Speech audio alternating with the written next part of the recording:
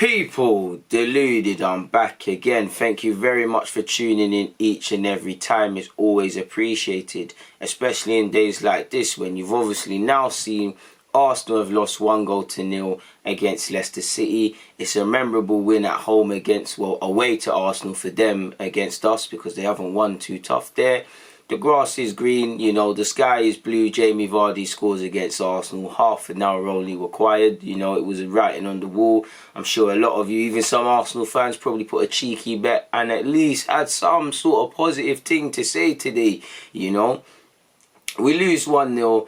And it's disappointing for me for so many reasons. First and foremost, it's a top 6 clash against a team that's won the Premier League more recently than us and qualified for Europe's elite club competition, the Champions League, ahead of us. We know Brendan Rodgers is a good manager. He's got a good CV. You know, he's put his mark on that team. We know they're a good team regardless of their poor form. But, you know, it's another test. We failed against Liverpool. We failed against City. Going into this, I didn't want us to fail. When we've had 3 chances, we failed. This don't really scream a team that wants to get top 4. Can't forget the results, the way they've played. Have you made Leicester, Liverpool or City walk away from that pitch thinking, cool, blimey, them Arsenal players made us work for it? You know, a couple man's kit ain't dirty from some of these teams we've played. So it's firmly back to the drawing board. There's no time to feel sorry for ourselves.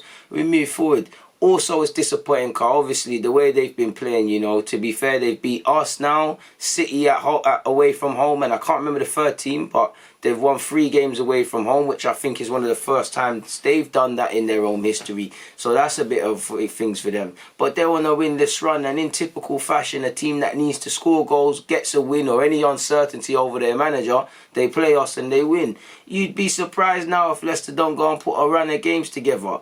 But to be fair, you know, as I said, credit to Leicester, you know, Jose Mourinho's sort of performance, and that's not me trying to belittle them, you know. I think they done a number on us. I think Rodgers, in the second half in particular, showed Arteta what this management thing is about and showed his experience, you know.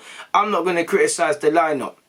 You know, apart from maybe Aubameyang through the middle, maybe better Maitland-Niles for Bellerin, there weren't too much. It's 4 at the back. You know, there was talk of Emil Smith-Rowe, Saliba in the squad. They're not. William weren't involved because of obviously a knock he's picked up. Can't disagree, can't complain. You know, a lot of people say, nah, Partey and Ceballos, nah, Xhaka and Partey, blah, blah, blah, whatever, you know. You've got all 3 of them. The only one that could feel hard done by is El Nene. And based on today, I know it's always the man that isn't involved, but El Nene could have thought, you know, I could have played in one of those central midfield roles today, really and truly. Partey did his thing, but the other 2, I could have played.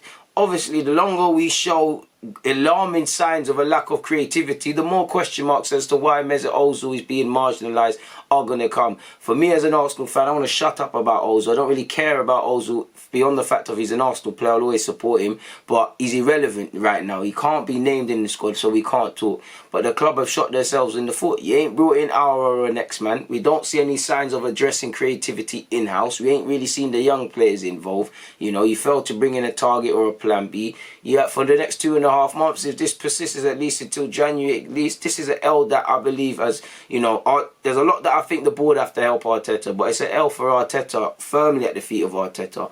While I don't, you know, listen, I think the lineup was fine. I think the players, you know, need to take personal responsibility. Each and every one of them need to take it on their heads and shoulders to make this result and try things.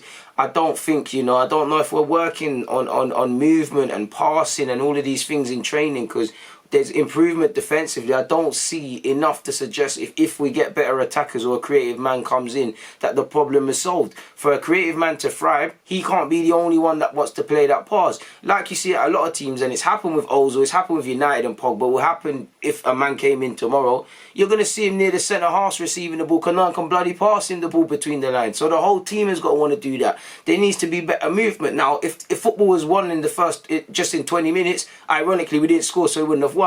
But, you know, we had a good 20 minutes. The trouble is, there's 70 odd minutes more of football. You know, the fullbacks making lovely runs. You know, we're having abnormal amount of corners. We're in their half. We're really not testing Kasper Schmeichel. The one thing that's persisted, you know, the only real testing effort I would say is when Aubameyang in the second half crossed it for Bellerin. But in the first, we really tested them. First 20 were good. You know, it was more of a toothless and a timid Leicester than we thought. More, not really counter-attacking. It was all mans to the pump. You know, David Luiz, they're giving him all the time in the world, even letting him and Gabriel go forward.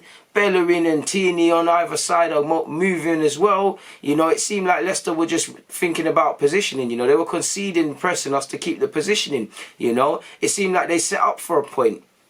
Second half, first half, we should have scored. Yeah, we had a goal disallowed, and you know, there's a couple of talking points we can harp on about. But you know, going into half time, you know, all we need to do is score. We didn't score. We should have killed this game. We should have probably had 2, 3, 4 in the first half and put this game to bed.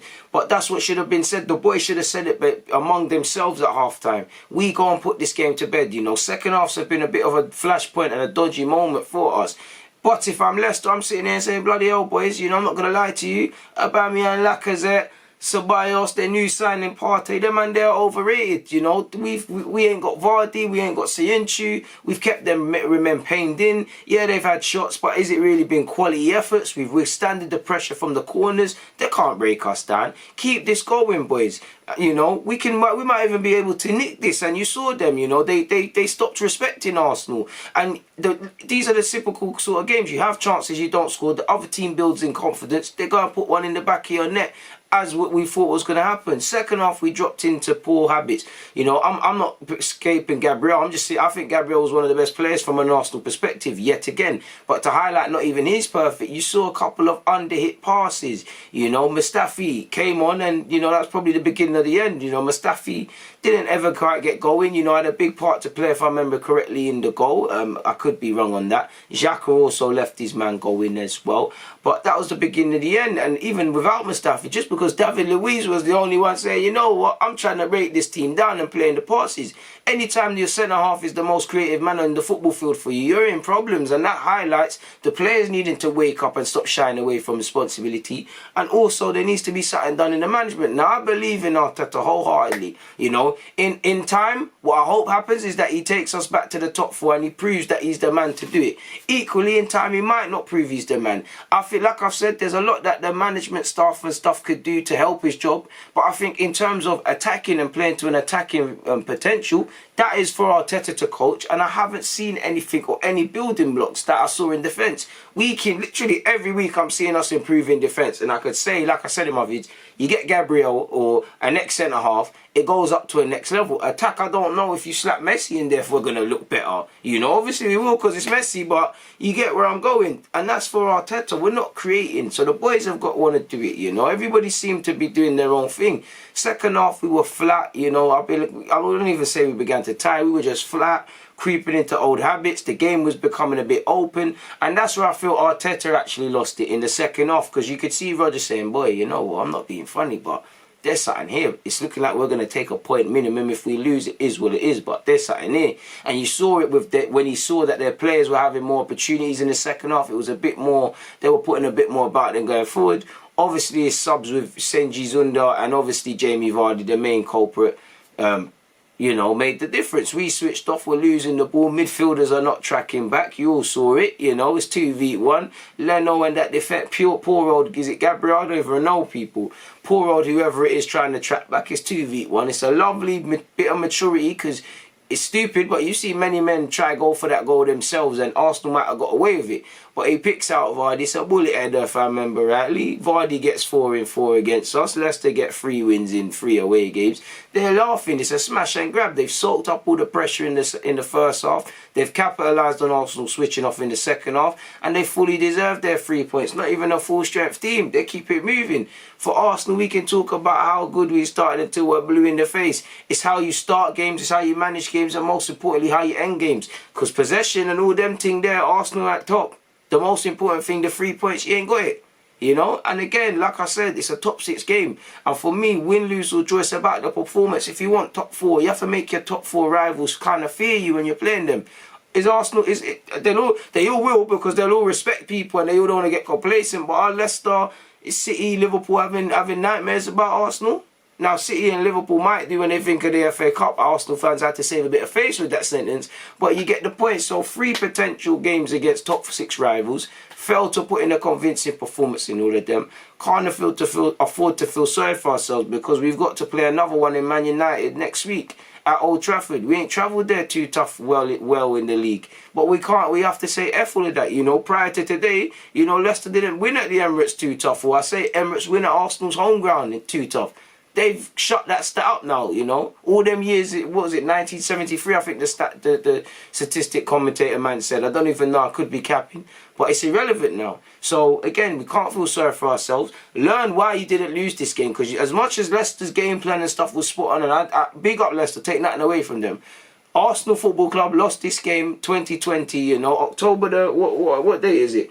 On October the 25th, 2020, Arsenal lost this game because of themselves. You didn't take chances, didn't manage the game well, didn't defend well when it crucially mattered. So you can't walk away with 3 points. You know, you have to do the basics well each and every time for large periods of the game. You can't cheat yourselves, and there's a lot to do. And, you know, for me, it's concerning, Carl. You're making this harder work than it needs to be. You know, bar the Fulham game, there ain't really been a game where we've looked convincing, you know, really and truly this season. But it is what it is. There's no point being angry about it. It's been all gone. We focus on Manchester United, and I believe we're also again on Thursday in Europa League action. So much like this week that's just gone, you know, 2 games in 1 week. Hopefully it's something more positive. On that note, though, I'm not going to bore you. I have nothing more to say. Deluded, I'm out.